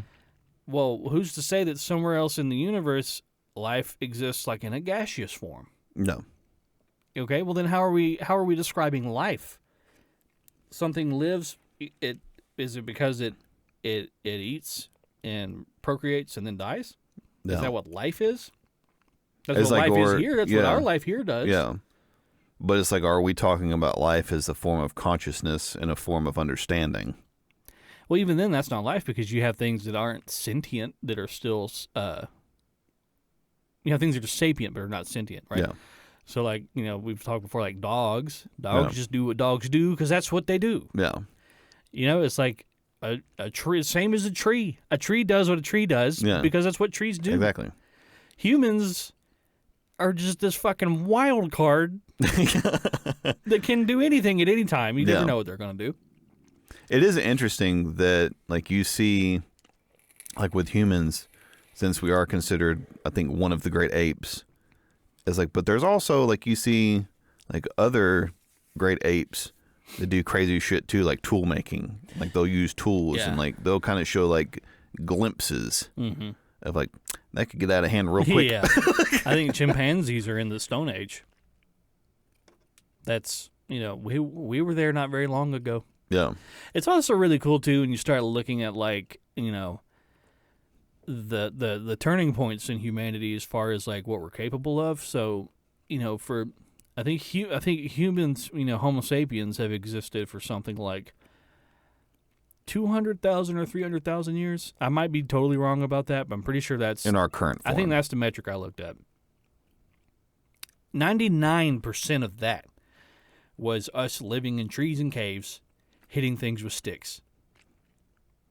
Everything that's happened, from we went from hitting things with sticks and rocks to going into space in the last 1% of our existence. Yeah. So infinitesimal. Yeah, it's just like if you're looking at, like, a line graph, it's all of a sudden this exponential growth. It's just like straight up in the air. You're straight up the y-axis out of nowhere. Yeah. So, when you look at it on the large scale like that, of course, it looks instantaneous. Yeah. But I mean, it's really only been, what were humans doing 2,000 years ago, right? If you're a Christian, you believe that Jesus died 2,022 years ago because that's how we count our years. What kind of stuff were people doing back when Jesus was around? They were still living in mud huts and, like, herding sheep. Yeah. And now we're flying into space. That was over a course of 2,000 years. Yeah. Well, I mean, it's kind of wild to think about. Like, when did the Wright brothers first use flight? It was like 1903? 1903? Is that right? So 60 years after that, we're in space. Yeah. Pretty much. Or 60 years after that, we're on the moon. On the moon. On the moon. From flying around on a piece of balsa wood and bed sheets. Yeah, exactly. We're on the moon. I say we. I didn't contribute to that. Well, at all, I mean, it just kind of shows you, like, until somebody kind of, like, sets the groundwork for, like, hey, this is the way that we can break this law of nature. Yeah. And then somebody else takes off with it, right? Yeah. And they go, oh, okay. Yeah. And then everybody starts working on it. Yeah. Right? And then and they're blowing up rockets going to space and everything and killing all these astronauts. Well, there's a lot of failures along the way. And then you have somebody like Elon Musk that's now recovering rockets and so he can reuse them and landing them on fucking barges in the middle of the fucking ocean and then bringing them back in and using them again. Yeah. Everything, naturally works towards efficiency. Yeah. Even evolution-wise, right? Everything that lives within its own biome has evolved to exist in that biome more efficiently. in the most efficient way that it can. So, I mean, even look at the things that we make. If we make something to serve a purpose, usually the focus is on efficiency. We're really the only thing that makes anything and throws a little bit of zazz on it, a little bit of cheese on the top. Everything's efficient. So look at cars, right?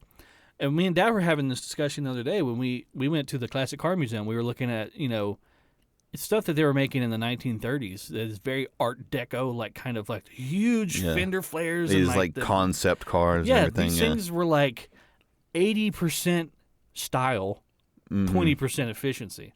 But as the years went on, everything looks like everything else. Yeah. Like, I told Dad, I was like, I drive a 2014 Hyundai Sonata. I was like, you think 50 years from now people are going to be clamoring over themselves to get a hold of one, like a barn find? Yeah. No, I don't think so. Yeah. But, they probably thought that back when they were driving Chevy Bel Airs around. Yeah. Yeah, it's, it's sad to think about that I'll never know why, for anything. Because like we said before, you can follow why back infinitely. Yeah. But there's no end to it. Right. I want to know why the Big Bang happened.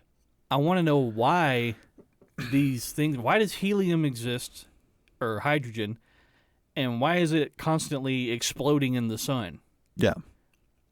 It's like, and why anything? Well, so like, why is it that two hydrogen molecules will attach to an oxygen molecule, and why is that so prevalent? Yeah. Why is it so necessary? Yeah, and why is it necessary for everything to exist? Why that one thing? Yeah. If that was like where we started, I mean, think about it. It's like choosing your first Pokemon, right? Yeah. Which one of these things are you going to build your existence off of? Yeah. Squirtle, Bulbasaur, Charmander, and we chose Squirtle. We chose water. Yeah. What if life needed, say argon, in the same way that we need water? Yeah. Well, of course, argon is just one element, and water is two. So that was just kind of how our life came to be, based off of that. That's, I mean, I'm assuming that it would probably have something to do with the amount of whatever it is that's in the atmosphere, is kind of how things develop and grow. However, or is it just efficiency? Water was the most efficient thing for they life. have also discovered, that from out in space, like you have meteorites and everything else that will crash into the Earth, and they have found it's got the same type of fucking minerals and shit that we got here. Yeah. It's like we're not discovering anything new. Yeah. It's like, so we can take a pretty good guess that most of what we have, at least in our solar system, It's the same all throughout. It's using the same elements. Yeah. Which is kind of fascinating.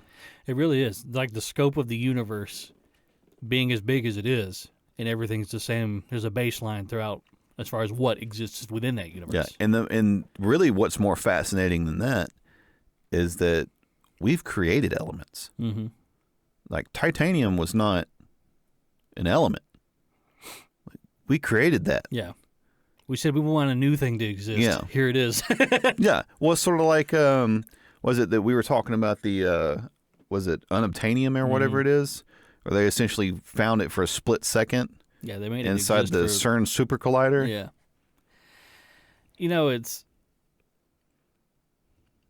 It's like we're playing God. We're the masters of our domain. And it almost always bites us in the ass. Yeah. It bites us in the ass more than it helps us, but there's something about that human spirit to just persevere and keep going. Like no matter how many times, think about the Wright brothers. Yeah. I think their first flight lasted 5 seconds. Yeah. But the fact that, even though they crashed and they burned, they got up and they did it again. Yeah. And again and again and again and again and again, and then 60 years later, we're on the moon. So, unobtainium existed for a split second.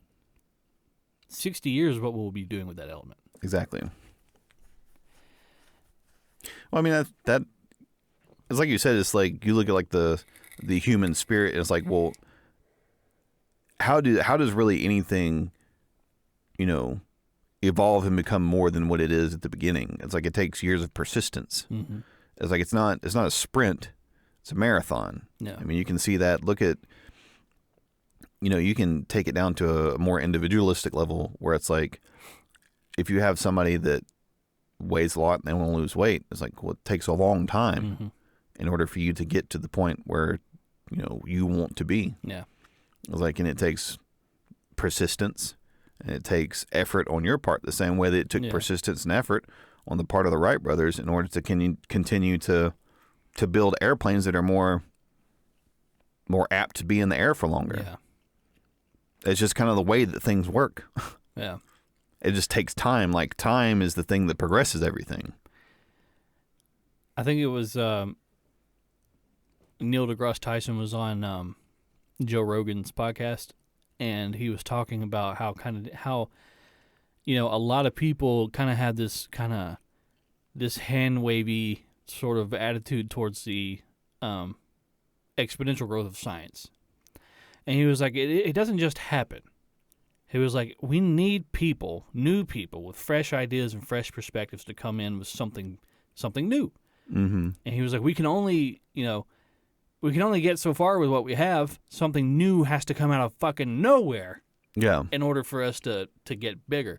So it's like, even though we have had this exponential growth from, pre-industrial to spacefaring, spacefaring used lightly. We go into space. We're not traveling through space. We might plateau right there for a good long while until something new happens. Probably the thing that kicked us off to what we are now is probably the discovery of fire. Yeah. Because then with fire, you're able to boil water. Yeah, combustion. Clear land. You're able to create force. You're able to, it gives you light and warmth. You're able to exist in... You're able to cook a meat, yeah, which allows it to pre-digest before you eat it. Yeah. So you're not spending all of your time and all your resources chewing up this food. Yeah. Like, it opens you up for more opportunities to explore other things. And it wasn't like, there was some caveman who, had the idea of fire, and he was like, I'm going to make fire. No.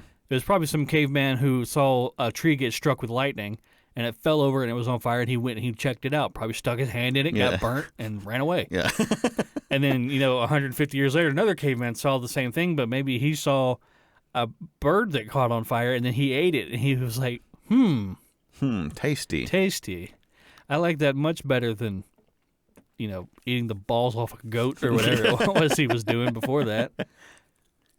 So I'm curious, what would be the next thing? What's the next catalyst that, that kind of sparks a new exponential growth? I mean, it'd probably have to be like an energy source, right? I mean, if I was just taking a guess, I would say that our current energy source that we use as far as like combustion is concerned,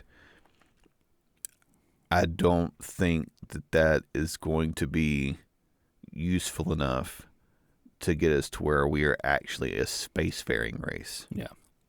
Oh, no, definitely not. Right. I mean, so there's no such thing as as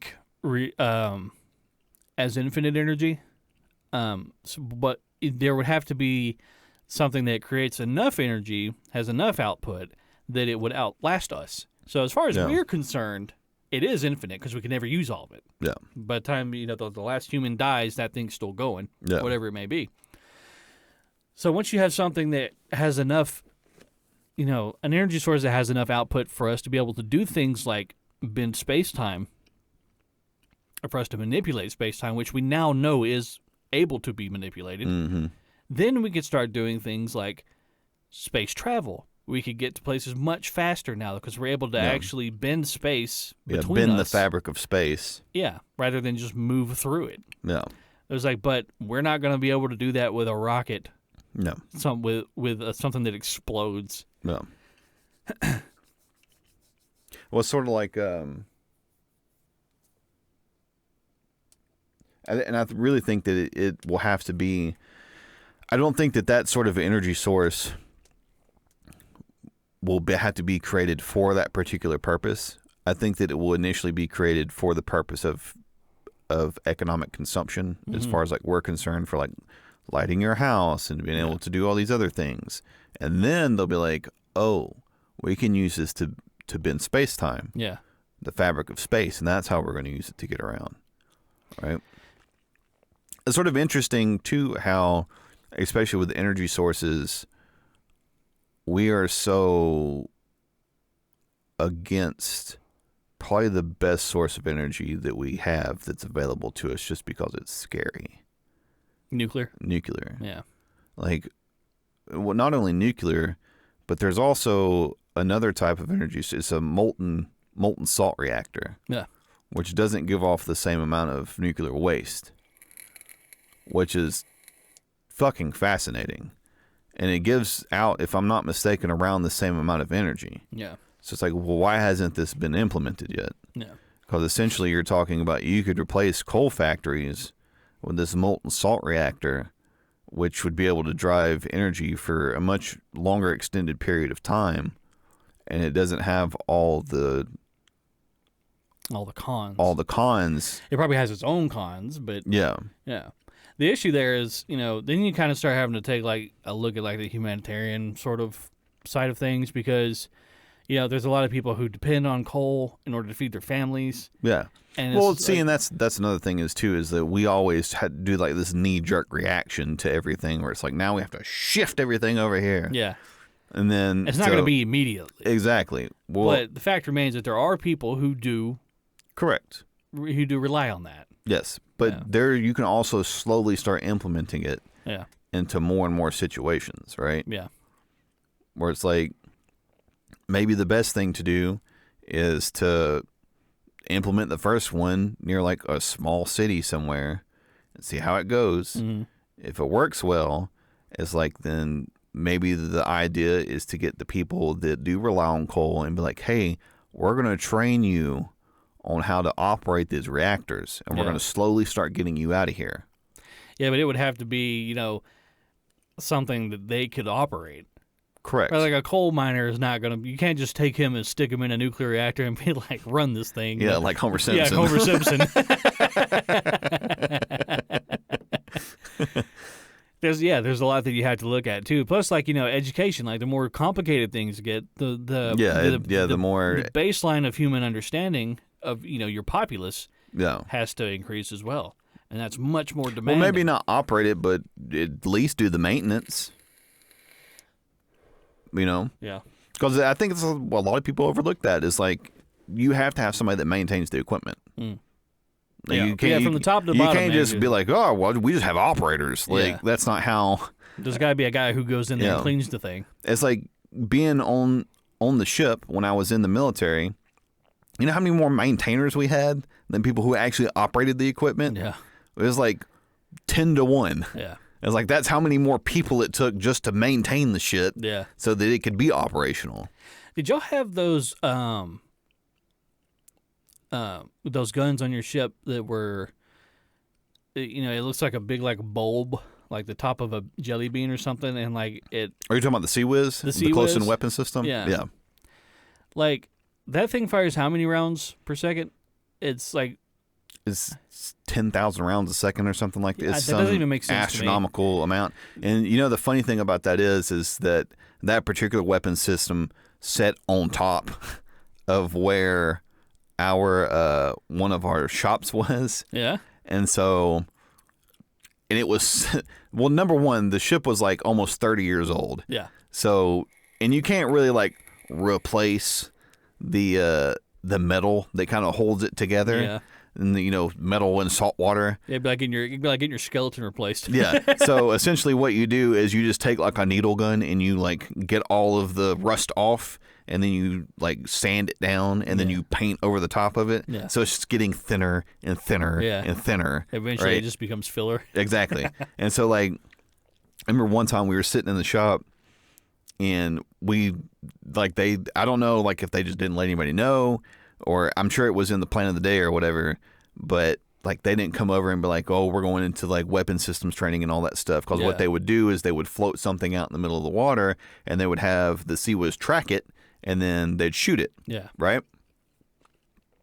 Well, I imagine that motherfucker is really loud. Really loud. It's one of the reasons I think I'm probably almost deaf. So we're sitting there, and everybody's kind of like chilling, talking, and then I'm gonna be really loud. It goes, "What?" like that, and everybody's like, "Ah!" and everyone's like trying to get they're like trying to get their shit in their ears because it's gonna go again. Yeah, and so everybody's like scrambling around before the everybody's next wave. Panicking. Oh man. Is the point of that gun? Is it? I had read that it was more of a defensive thing. Like it's supposed to shoot down missiles, correct? Right, because you just throw enough bullets at it, you're probably going to hit it, right? So one of the and I think that it used to be they used depleted uranium was the type of was the type of projectile that they were using, but Really? I think they changed it to tungsten. Mm-hmm. So, so they used tungsten rounds to shoot, right? And then so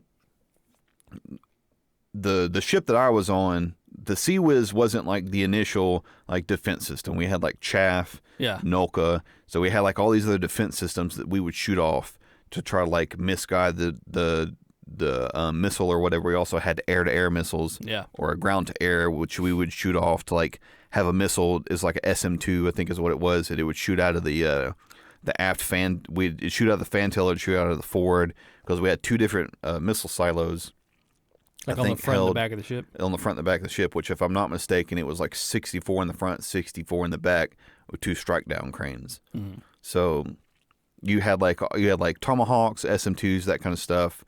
We didn't carry any nukes, but I guess that you can, but it's not very. You don't see that a whole lot. Don't most of like the nuclear capable vessels, aren't they usually submarines? Yeah, a lot of like you have ballistic intercontinental. Yeah, are like on the nuke subs. Whatever, yeah, but so like you had like SM-2 that'd shoot up and go, and then we had like defense system like chaff and Nolka, like I said. So Sea Whiz is like last defense. Yeah, and most of the time it'll shoot down within 1 nautical mile, which is 2,000 feet. Wow. Or no, I take that back. 2,000 yards. It's pretty close. This is really fucking close. Yeah. So even if it shoots it down, the shrapnel probably still going to get something to the that's traveling like Mach 2 is going to pepper the side of that ship. So it's like, essentially, it's like, we're just trying to get it out of the sky. That way it does the least amount of damage possible. Yeah, you're just kind of mitigating the damage at that point. Correct. Wow. So you have like those ones, and those were on port and starboard, which was up on the sides there. That's what, left and right? Left and right. Yeah. So the way that I always remember it was port had 4 letters in it. Left has 4 letters in it. So port was on the left-hand side if you're standing on the back looking forward. Yeah. And then starboard's on the right-hand side.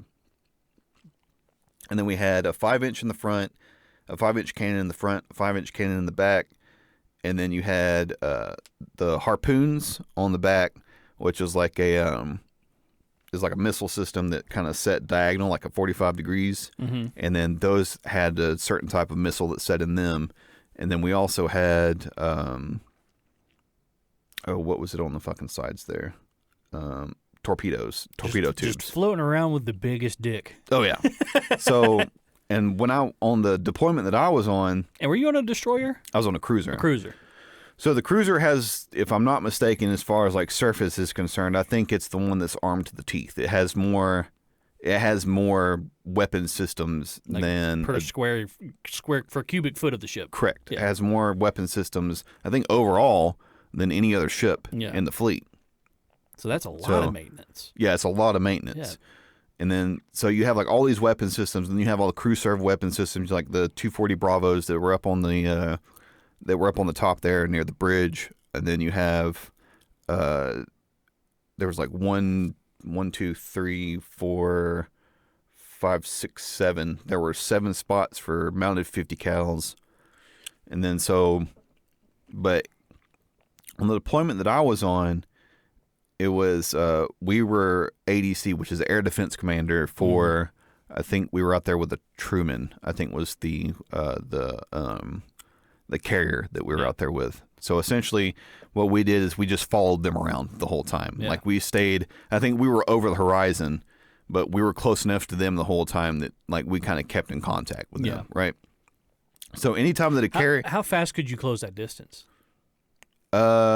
Fast enough to get to the carrier. Fast enough to get like in between it and a missile. Like that was our whole point. Really? Yeah, that was the whole point of Air Defense Commander, is that since we have all the weapon systems, it's like our job is to get in between a carrier and whatever's trying to blow the carrier up. Yeah.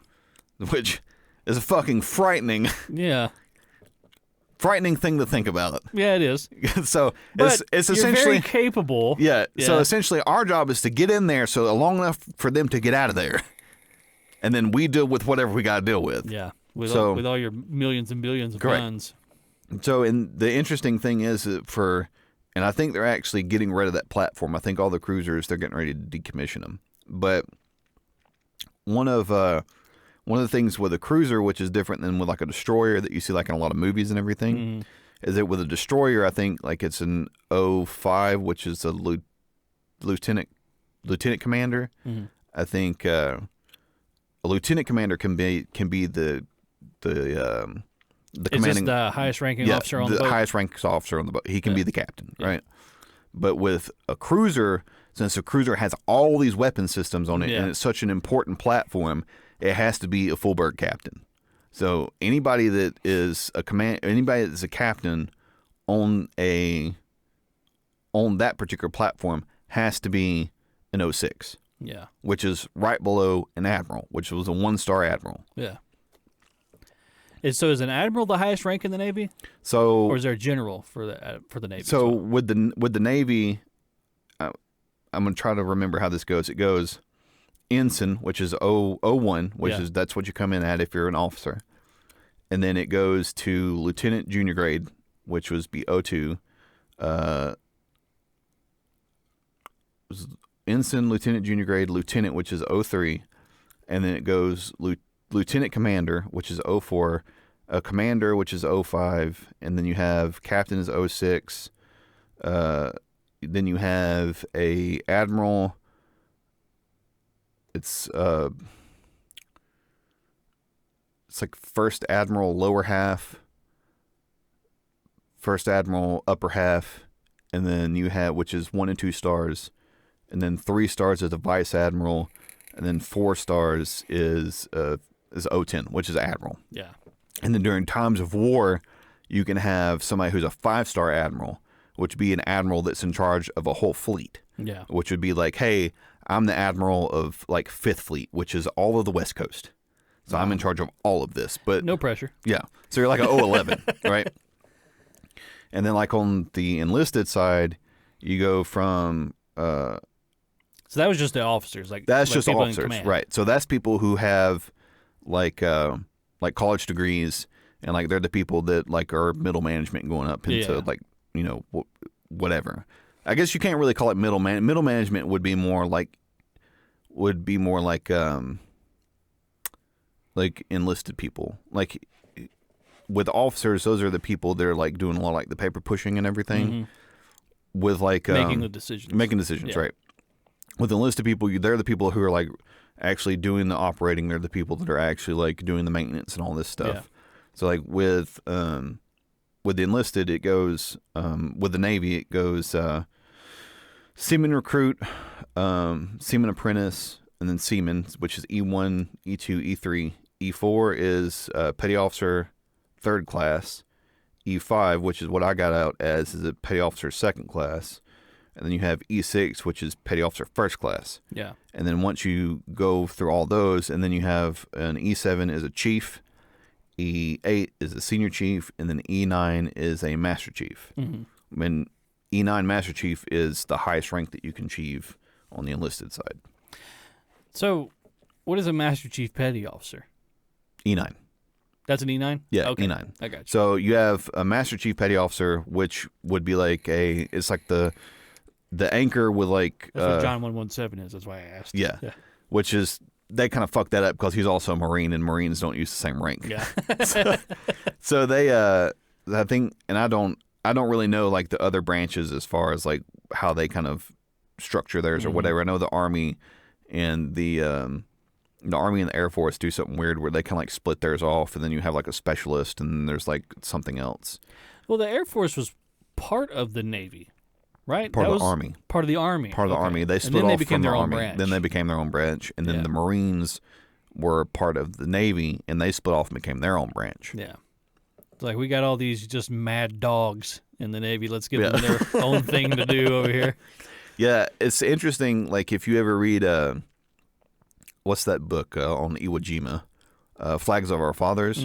That's a really good book. So it kind of goes over how like the Marine Corps was sort of, the idea for the Marine Corps came about was that after the bombing of Pearl Harbor, I think, or it might have been maybe right before that, because I think they might have kind of saw it coming. But the whole point of the Marine Corps was to put them on the Navy ships and then have them go from island to island to fight these battles. Yeah. Because they had essentially the whole army was on the East Coast. Yeah. And they were being deployed over to Europe. To Europe to go fight the Eastern Theater. But we need against boots the on the Nazis. ground in Pacific Theater. Correct. Yeah. So we need boots on the ground in Pacific Theater, but they're fighting a different kind of battle because they're going to go island hopping. Yeah. Instead of just fighting this war on a continent somewhere. Yeah. You can't just put a bunch of sailors on the ground. That's Correct. not what they're trying to do. Exactly. Yeah. So that was sort of like how That's interesting. I never thought about that sort of like came about. Yeah. I've always been fascinated with World War II, though. Yeah, well, I think everybody is. There's just so much there. There's so much content. Well, it's kind of the theater of the obscene. Yeah. Like, it's just like, how many different ways can we figure out how to kill someone? Yeah. And everybody was just doing wretched, horrible things. Awful things. To everyone. Yeah, you would really think they were like after World War I with like mustard gas and like trench warfare and all the nasty shit that they did there. Yeah. That they'd be like, yeah, we're not really going to do that again. No, we took it a step further. Yeah, but like all that time period between like 1920 and 1940 was just like everybody gearing back up again. Mm-hmm. Yeah, it was just a temporary ceasefire. Yeah. That's all it was. I always thought it was funny that in World War I, Germany was using chlorine gas, and then they said it was unfair Americans were using shotguns. Because they would just hop down in the German trenches, and you don't have to aim at anything. Yeah, you just pull the trigger. Just blow the shotgun, and everything from this end of the trench to that end of the trench is now dead. Like a blunderbuss. Like forks and knives and like pebbles and shit in the end of it. Some dude hops down with a musket. Well, was it the type of gas that they were using in the gas chambers, I think, in Auschwitz and everything. Zyklon B. Zyklon B, I think, actually came from Zyklon A, which I think was used for fertilizer, wasn't it? Yeah, I think the way it worked, if I remember this correctly, was Zyklon B was actually a solid. It was like pellets. Mm-hmm. And when you would sprinkle it on people, and when it made contact with their skin, just the thin layer of like oil on your skin would cause it to react, and it would release that gas. And it would basically turn your lungs into mush. Really? Yeah. Yeah, there was some type of like... That's why they stripped them down naked. Yeah, there was some type of like documentary or something that they did one time where they were talking about the kind of the atrocities that the Nazi scientists sort of committed. So much of our advancements in the medical field are 100% contributable to the horrible things that the Nazis did to the people, to their prisoners. Yeah. I mean, you're talking about most of our like surgical procedures came from that. Most of our chemicals that we use came from that. And then they were doing shit like, see how long a dude can live if you take out his eyeballs and you put them in his ears and then you cut his scalp off and then you stick his toes in his nose, sew his hands together and then put them in his ass. Yeah. And then just put him back in the barracks with everybody else. Yeah. Don't give him any kind of anesthesia or anything like that. They were doing that kind of shit to the people just to see what fucking happened. Yeah. So it's like, it's sort of amazing what you can do when you really don't give a fuck about human life. Yeah. Yeah, it's crazy how much of that came from It's like that. how many of the NASA scientists were defectors from Nazi Germany? Yeah. If I'm not mistaken, I think that, and this might be me talking out of my ass, but I think that the first time we went to space, there were guys that stood up and did the Nazi salute. Mm-hmm. Yep. That's fucking wild. Yeah, they're like, let them have that. We got to space. Just give it to them. That's so fucking wild. Yeah, it is. It really is. Oh, wasn't it Einstein was a Nazi Nazi scientist? I don't know. Or was he Jewish that left? Well, his last name is Einstein, so I'm assuming he was Jewish. Yeah, it's funny too how they had some of them that were actually Jews, but they're like, you're really smart. Yeah, so we're just gonna overlook that a little bit. Yeah. Yeah, he Yeah, I don't know. I don't know if he worked for the Nazis. Maybe he did because that kept him alive. No. But he did defect and come to America, and then we used him. Yeah. To make the bomb and kill a bunch of Japanese people all at once. So, I mean, that was his legacy. And wasn't it we were talking about there was some dude that was Hiroshima or was it Nagasaki was the first one? I think Hiroshima was. Hiroshima was the first one. Yeah. That dude that worked in Hiroshima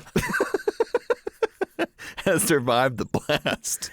And then went home to Nagasaki. And then went home to Nagasaki and was like, you will not believe what happened to me. Hi, honey, how was work? Yeah. It's like, and then it dropped out of the sky. Sort of like that right there. He lived through both. We've talked about that guy a couple times, but my God, it's just so... I mean, has anybody ever had worse luck? Yeah. Anyone? You imagine to be like, yeah, it was sort of, fuck. This can't be. Yeah. Like, this cannot be. Before we get out of here, I wanted to talk about, I watched, have you seen the new Doctor Strange movie? Well, it's not new at this point, but. Is it? Multiverse of Madness? I haven't watched it yet, no. So, I watched it and I thought it was really, really good. But one of the things that, and I'm not sure exactly why is that they're doing this, but they seem to be nerfing a lot of the characters. And I don't know if it's because they're trying to turn them over and like get like a new batch of them in there or whatever. But it's nerfing them and making them weaker. Yeah. Yeah. So it's like essentially it was just like a struggle fest. Yeah. The whole time I was watching the movie because like he can't do anything. He's essentially this useless superhero. Yeah. Where it's like, and then, but it's such like a change from like you watching him like in like the Avengers movies. Where he's like, entirely capable. Yeah, where he's entirely capable. Like everything's hinging on him. Yeah. Right? And then like you turn around and then like he's just like this bumbling buffoon. Well, he doesn't have the time stone anymore, right? Correct. Yeah. So, I mean, that was a big part of... Yeah, but I mean, even like in the first movie, like he was a very capable superhero, right? Yeah. And it's like, I don't think that they're going about it the right way if they're trying to like turn over the cast and be like, oh, we're trying to get ready for this new batch of superheroes, right? Like I think the people who did it best was when they got rid, like when they killed off Wolverine. Yeah. Like in the Logan movie. Mm-hmm. Like, if you're going to nerf somebody, that's kind of how you do it. Yeah. It's like, because you didn't... Out with a bang. Yeah, you didn't neuter him. Yeah. Like, he was still, like, he was sick and shit. It's like, but he was still, like... Slicing dudes into ribbons. I'm really glad that was the last Wolverine movie we got because it was what everybody wanted to see Wolverine do. Oh, yeah. Just go fucking apeshit wild and... Yeah. Slice everyone up. It was by far the best Wolverine movie. It is, and it's beautifully shot. I remember watching that movie, and like so much of the cinematography in that movie, I'm like, wow, like that. Wouldn't expect that from like a superhero movie. No. You know? Boy, it was shot so much differently than any other superhero movie like that I've seen so far. Yeah. And because too, it's like, and it wasn't like this. There wasn't like a whole lot like the Marvel like ho ho ho, here's the comedic break. Yeah. Like every line has to end with a joke. Yeah. Whereas like that, it's like there's just like this heavy presence the whole time, and it's like that's how it should be. Yeah. The theme of the movie is consistent. He's getting ready to die. Yeah. Like you see it coming. It's not something we make light of. Exactly. Yeah. And then like also too. It's like, but you haven't neutered him in the process. Like, he's still Wolverine. Like, he's still beating the fuck out of everybody. Yeah. As like, but you can tell, like, he's not recovering anymore.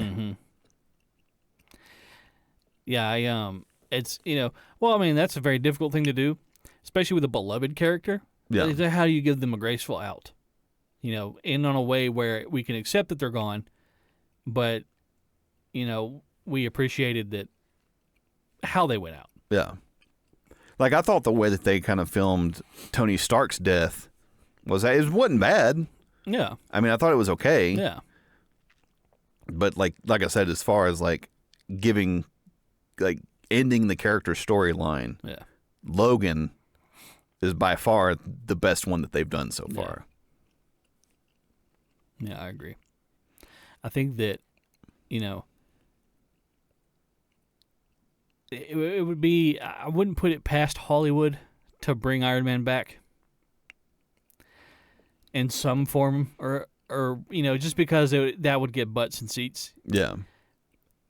So I mean, to be honest with you, I'm surprised that they haven't tried to reboot Logan again or reboot Wolverine. yeah.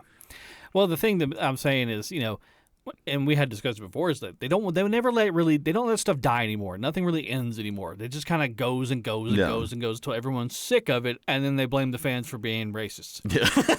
So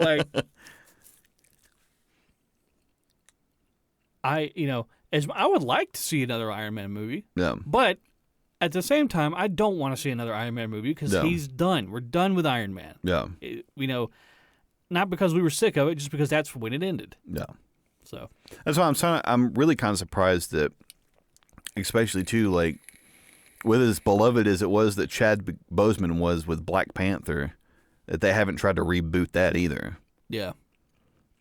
Well, I mean, they might do a thing where somebody else takes up the mantle or whatever. Yeah. And I really hate that we lost him when we did because there was a lot more they could have done with Black Panther. But it's almost kind of like defiling a grave when you have somebody who was that role. Like there can't be another Iron Man. Yeah. Robert Downey Jr. is Iron Man. Yeah, he was Iron Man. It's sort of like with Hugh Jackman. He is Wolverine. Yeah. Chadwick Boseman is Black Panther. Yeah. It's crazy that, well, I don't know, because you had Lou Ferrigno, he was Hulk. And then they went through so many different Hulks. Yeah, well, I mean, because the character that they're playing isn't the Hulk. Yeah. It's Bruce Banner. Yeah. Like, that's the character that they're playing when you're talking about the Incredible Hulk. The Incredible Hulk is just the CGI person. Yeah. That one with not Edward Norton, but the other guy. Remember the first one that came out? Where it took like 3/4 of the movie just to get him to turn into the Incredible Hulk. Yeah, and they used like really dark lighting to cover like the horrible CGI. Yeah, it was because not like up until that point where he's fighting in the army base, where like everything's really well lit with all these incandescent lights. Yeah. He's like fighting in the dark, and you can just kind of see green flashes. It's just like when he's fighting those dogs. You can't see anything. You can barely see the dogs going on. No. But then there's this one scene like later on where they foam him up in a hallway, and it's just like it looks so bad. He's that color green like over there. He's just like like he's some type of like Ronald McDonald character. Yeah. Like a green grimace. Yeah. I go bust through the window and like steal all the fries.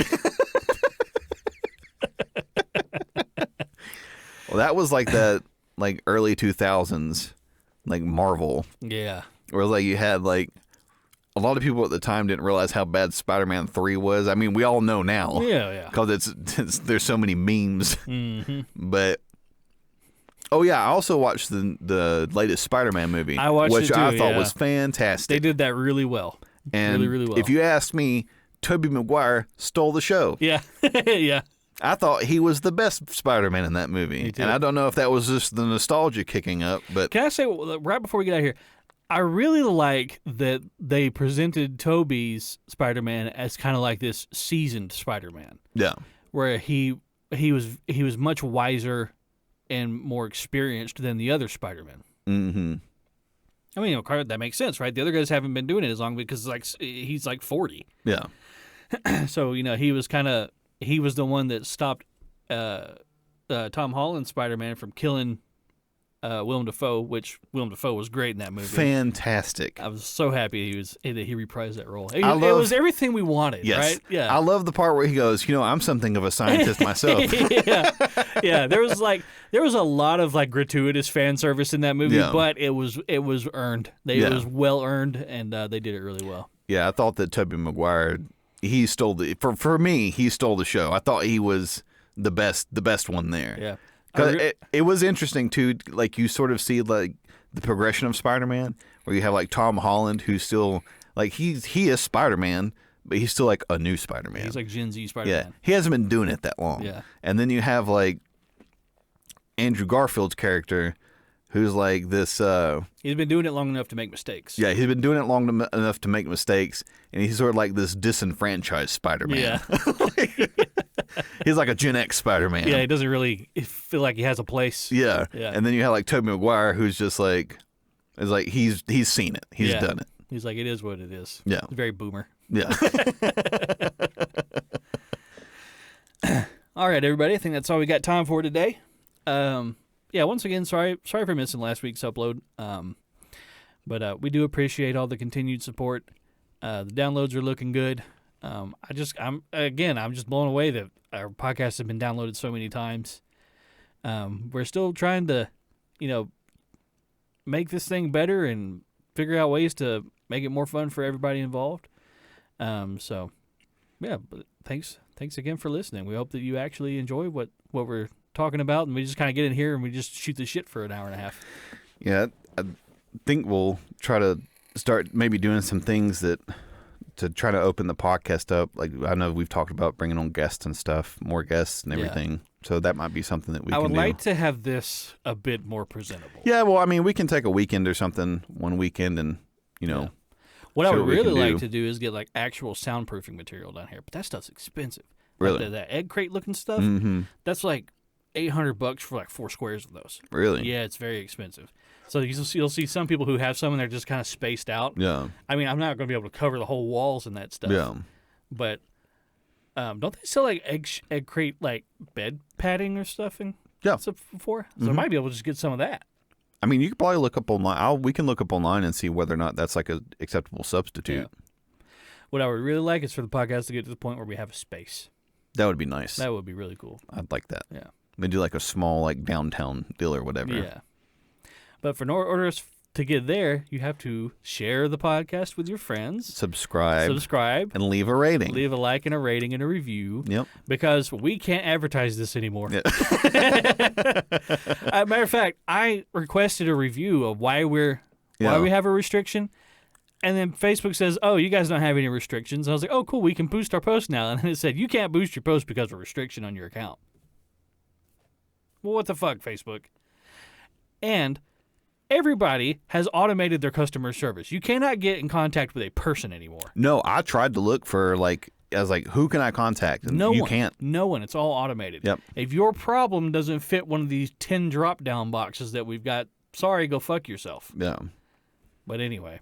Well, thanks again, everybody. You have anything you'd like to close with? Nope. Just thank you for the continued support. We really do appreciate it, and we're still working to try to make it better. Yeah. So just stick with us, and we'll get there eventually. We'll get there eventually.